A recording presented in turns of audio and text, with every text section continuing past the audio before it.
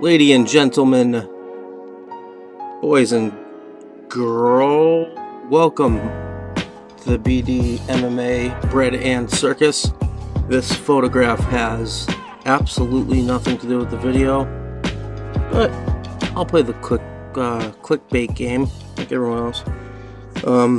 It's just an experiment, so bear with me. I'll give you some actual content in this odd time we're living in right now with COVID-19. Hopefully everyone's got some kind of home workout or something to just keep them active or whatever, keep your endorphins up. And I'm just giving you a top 5. This is going to be a top 5 boxing prospects list, and I'm thinking of doing like a suggestions list of other channels or something too, because I don't want to really get into Tony Khabib. I have everything mapped out, but I don't know how far I want to go with it or how much, because I don't know if the fight's going to happen. So anywho, number 5, Shakur Stevenson. He's prospecty still. Certainly a power puncher, I would say. I think he's the only southpaw I have on the list. They're all heavy-handed, and they're all at lighter weight classes. No one above 150 on the list, but a lot of times that is an age thing. If you look at Floyd's career, or if you look at Manny's career, it's similar. So I'm gonna watch these highlights live with you and explain to you some of the stuff that's going on. Like any good southpaw, his 2 best punches seem to be his right hook and his left straight. As you'll see right there, I would say one of his biggest talents, honestly, is his timing when it comes to Stevenson, but he's powerful, definitely powerful, as is this kid. Number 4 is Teofimo Lopez. If you're going to look up your own stuff on him, I would just avoid any interviews with his father. He's obnoxious. This dude's got a left hand, like a left hook from hell. His right straight is vicious as well. There's times he gets a little crazy and doesn't jab enough either. It's like he's always like that. There's something that you'll see from him, just silly, like his glove. I guess he was cleaning the bottom of his foot. I'm not exactly sure what that even was. And before that was like a hop, and it wasn't Roy Jones-ish in that it wasn't a fake or a feint of any sort. It didn't create an angle. It's just showing off for the sake of showing off. And I don't know that he's at a level that Roy Jones was at, even in, whatever, 6 fights in, right? Because Roy fought in the Olympics, should have won the gold, etc. Anywho, about Teofimo, I think he's from the Bronx or somewhere in New York, one of the boroughs. But his left hook is usually his sleeper. See, like right there, he left his feet punching. Most boxing coaches would flip out over something like that. I know if I'm holding mitts and someone's feet are leaving the ground too much, then I'm going to correct it early so that it's not a habit they develop and carry with them going forward. This fight was pretty recent. He catches this guy right there on that with that right hand. It's beautiful, and he's hurt bad. Now, whenever you see matching fours like that, it's usually a who gets there first meets who gets their head furthest off the center line. My issue with him, because he's supposed to fight Lomachenko next, is his defense. I don't see his defense progressing at all. Number 3, and a lot of you might know him. He's getting pretty popular as the kind of the next De La Hoya, and he's got a left hook like him too. That was De La Hoya's probably best punch. A better jab than probably anyone else on the list. Good use of length and speed. His power is really his speed. It's blinding.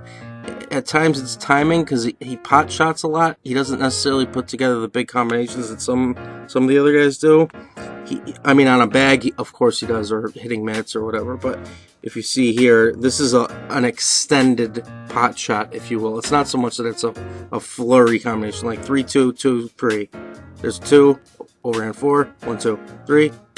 See, but he's timing it. He had the good cadence on that 1, 2, 3. And a lot of things you'll notice throughout this video is fun. Besides Teofimo Lopez, there's a lot of just fundamentally sound young boxers now. And I honestly think the reason that a lot of the combat sports are progressing, or even guitar playing and other things in my life, is the internet and the access to a lot of this stuff that people hadn't had, up until recently. This fight, I think, is his most recent here. It's a little choppy. I think it was the only footage I could really find that didn't seem like it'd be a copyright nightmare. If you see here, he'll pronate his left hand out. He's just got a fantastic lead hand, but he's very traditional in a lot of ways. Just the way he holds his guard, etc. Look at the timing on this left hand. That's right through prior to the right hand getting there. And as you know, I've covered almost every video. When someone else is coming in with a punch and you're meeting them there with your own, the force meets force of it all, is always an issue. Devin Haney, number 2. I put him at the beginning, hitting mitts. He's obviously a Mayweather cat. And there he is, R.I.P. Senior. He always does that triple into double jab thing to finish off combos. And that right to the body, as silly as putting that mitt behind your back maybe. If you watch him throw it, look at him shelling here on the ropes. And then he uses the left hand like Garcia did at the end there. Similarly out, but more so. You saw Floyd do this too later in his career. There's the right to the body. Beautiful. Absolutely beautiful. He'll use that left hand pronated as a framing mechanism or measuring stick. I mean, it serves both masters really. But he's probably the best combination puncher, which I guess isn't a surprise from someone out of Mayweather's gym. But see how he puts things together. 1, 2, 3. Let's see. Of course, I say that and you won't see much of it. These are more like pot shredding, like I was saying before. But you'll see him flourish some nice combinations together. He's got probably more creative punching. And he beat Ryan in the amateurs, so I had to put him higher on the list. Both super young, both 21 years old, with a lot of experience actually. And a lot of these guys aren't necessarily in their prime. They're just starting, but they've got some accomplishments, so they're not necessarily prospects in any traditional sense. I put before defense, and the reason that I put that was because of the 5, I would say Haney's got the best defense of them, and that's going to take him a long way for sure. As I said, he beat Ryan in the amateurs, and that's what he was talking about with like Bernard Hopkins backstage, I think, at the end of his last fight. It wasn't like a beef or anything. It was just kind of, he was making a case for himself. Surprise number 1 for some, I'm sure, is Virgil Ortiz Jr.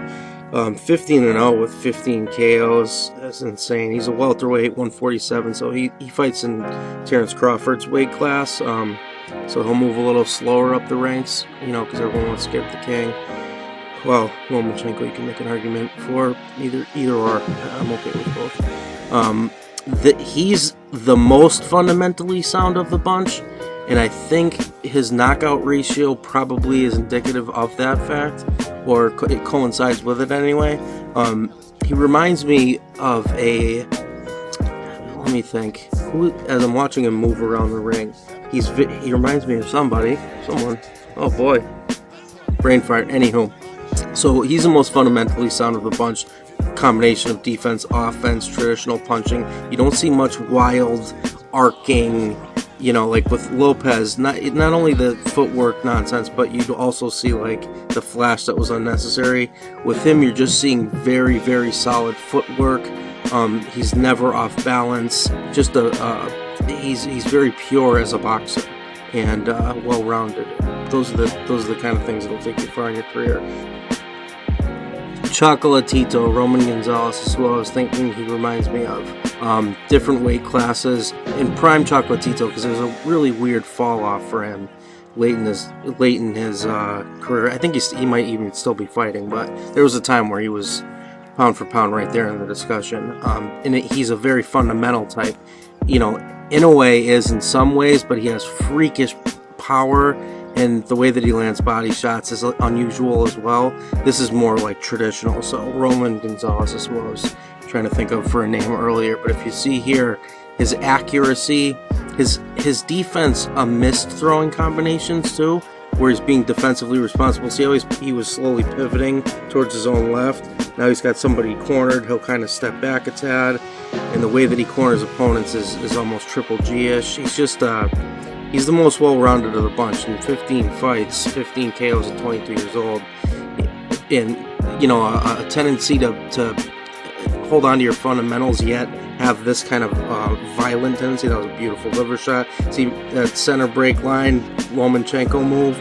As people know it now, it's kind of a D'Amato shift / Tyson hop pivot. Talented as hell. Everyone on this list is excellent. I just wanted to give you some people to maybe look up some highlights on, be entertained by.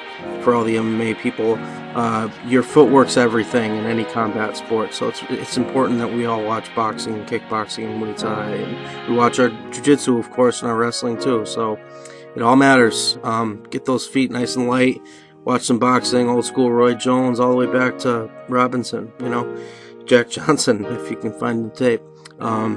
So thanks for watching, everyone. Let me know what you think about me doing some more videos in this kind of vein. Okay, cheers.